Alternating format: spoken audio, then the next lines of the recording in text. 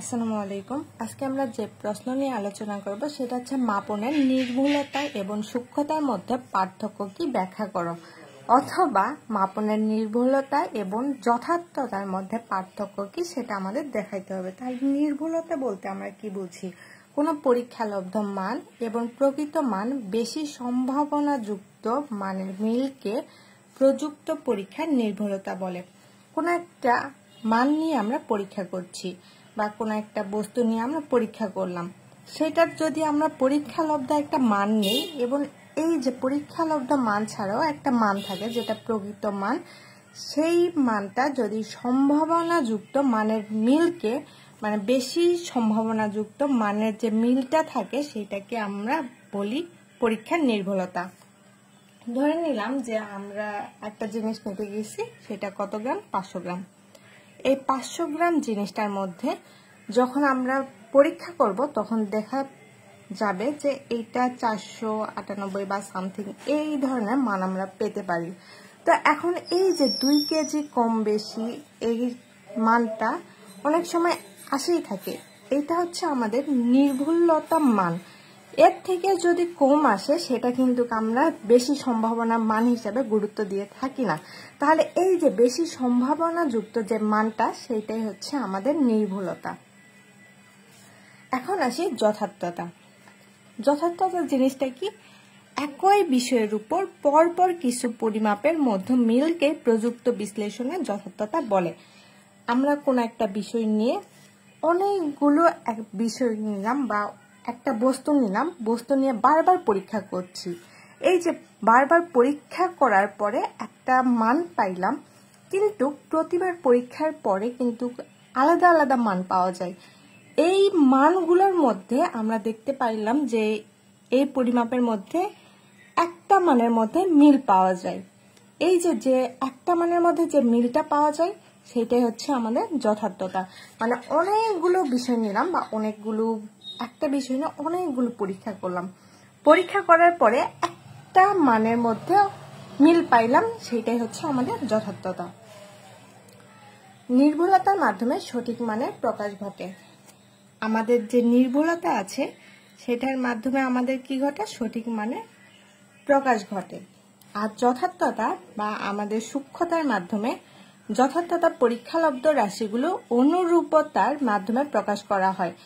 আমাদের পরীক্ষা করতে অনেকগুলো রাশি ব্যবহার করা হয় বা একটা বস্তু নিয়ে বারবার পরীক্ষা করা হয়, অনুরূপ যে মাধ্যমটা প্রকাশ করা হয় সেটাই হচ্ছে আমাদের যথার্থতা।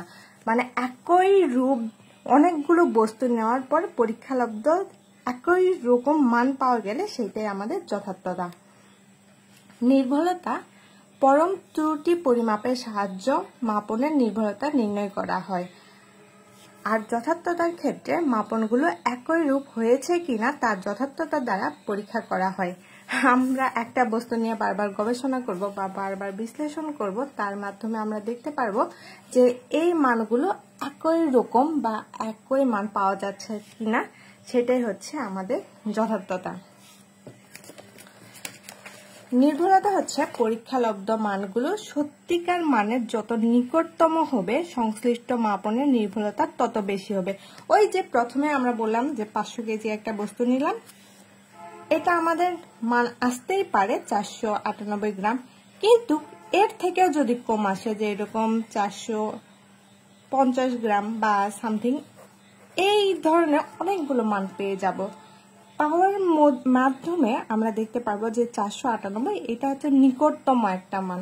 এই মানটাই হচ্ছে আমাদের যত কাছাকাছি মানটা পাবো, প্রকৃত মানের যত কাছাকাছি মানটা পাবো সেটাই হচ্ছে আমাদের মাপনের নির্ভুলতা তত বেশি হবে। আর যথার্থতা, মাপনের যথার্থতা সঠিক হলেও তার নির্ভুলতা সঠিক হতে পারে আবার নাও পারে। আমাদের একটা মাপ নিলাম, এই মাপনের যথার্থতা যদিও সঠিক হয়, কারণ আমরা একটা বস্তু নিয়ে অনেকবার মাপ করলে যে মাপটা পাবো বা একটা নির্দিষ্ট মান পাবো সেটাই আমাদের যথার্থতা। এই যথার্থতা অনেক সময় সঠিক হয়, কিন্তু নির্ভুলতা সঠিক নাও হতে পারে। এটাই হচ্ছে আমাদের মাপনের নির্ভুলতা ও সূক্ষ্মতার মধ্যে পার্থক্য। এখন আসি নির্ধারণযোগ্য ভুল এবং অনির্ধারণযোগ্য ভুলের মধ্যে পার্থক্য কি কি। নির্ধারণযোগ্য ভুল বলতে আমরা কি বুঝি?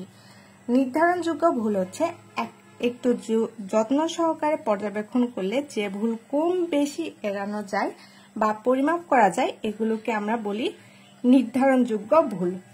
মানে আমাদের একটা যন্ত্র ব্যবহার করলাম বা যত্ন সহকারে যখন আমরা একটা বস্তু নিয়ে পর্যবেক্ষণ করব, তখন দেখব যে এই ভুলটা কম বেশি অনেক সময় এড়ানো যায়, সেটাই হচ্ছে আমাদের নির্ধারণযোগ্য ভুল।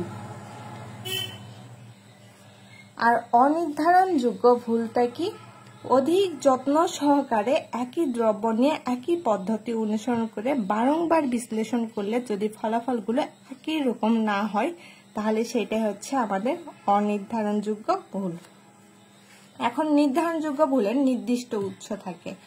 আমাদের যে নির্ধারণযোগ্য ভুল, সেটার একটা নির্দিষ্ট উৎস থাকে, যে উৎস থেকে আমাদের এই ভুলটা হয়ে থাকে। আর অনির্ধারণযোগ্য ভুলের কোনো নির্দিষ্ট উৎস শনাক্ত করা যায় না, এই ভুল যে কোনো একটা উৎস থেকেই হতে পারে। নির্ধারণযোগ্য ভুল সুনির্দিষ্ট মান বিশিষ্ট হয়ে থাকে। এই যে আমাদের নির্ধারণযোগ্য যে ভুলটা থাকে, সেই ভুলের যে কোনো একটা সুনির্দিষ্ট মান থাকতেই পারে, কিন্তু অনির্ধারণযোগ্য ভুলের কোনো প্রকার নির্দিষ্ট মান থাকে না। নির্ধারণযোগ্য ভুলের পরিমাপযোগ্য বা সংশোধনযোগ্য। এই নির্ধারণযোগ্য ভুলগুলো আমরা পরিমাপ করতে পারি, আবার সংশোধন ও করতে পারি। যেরকম আমাদের ধরে নিলাম 0.059, এটা একটা মান, 0.58, 0.058। এই যে এখান থেকে আমরা 0.59ও করতে পারি, মানে আমাদের এই নির্ধারণযোগ্য ভুলটা সংশোধনযোগ্য। আর অনির্ধারণযোগ্য ভুলটা কিরকম? অনির্ধারিত ভুলের কারণে মাপনের মানগুলো এলোমেলো হয়ে যায়, গড় মান থেকে কখনো বেশি বা কম হয়। এই অনির্ধারণযোগ্য ভুলগুলো যখন আমরা অনেকগুলো মান নিব, সেই মানগুলো এলোমেলো হয়ে যায় এবং যে গড় মানটা আমরা পাই সেটা কখনো বেশি হয়, আবার কখনো বা কম হয়ে যায়। নির্ধারণযোগ্য ভুল হওয়ার নির্দিষ্ট কারণ থাকে। নির্ধারণযোগ্য ভুল যখন আমরা করে থাকি, সেটা নির্দিষ্ট একটা কারণ থাকে, কিন্তু অনির্ধারণযোগ্য ভুলের কোনো রকম কারণ থাকে না। এটাই আমাদের নির্ধারণযোগ্য ভুল এবং অনির্ধারণযোগ্য ভুলের মধ্যে পার্থক্য। আসসালামু আলাইকুম।